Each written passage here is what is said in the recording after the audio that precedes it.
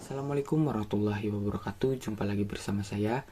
Di video kali ini saya akan membahas updatean terbaru dari aplikasi Powatt WhatsApp versi 9.60F. Di video kali ini saya tidak akan panjang lebar menjelaskan fitur-fitur terbaru atau memberikan tutorial tentang fitur terbaru dari aplikasi Powatt WhatsApp versi 9.60. Di video kali ini saya akan menerangkan atau memberitahukan ke teman-teman semuanya bahwa di aplikasi Powatt WhatsApp di updatean terbaru kali ini tidak ada yang berubah.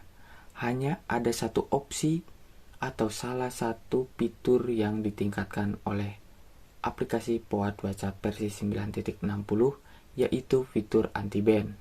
Buat teman-teman yang menggunakan aplikasi Powatt WhatsApp atau buat teman-teman yang sudah update ke versi 9.60 dari aplikasi Powatt WhatsApp, silahkan teman-teman download ulang. Mungkin itu saja pembahasan video kali ini. Sedikit info dari saya. Saya Sunanta Wijaya. Sampai jumpa di konten saya selanjutnya. Wassalamualaikum warahmatullahi wabarakatuh.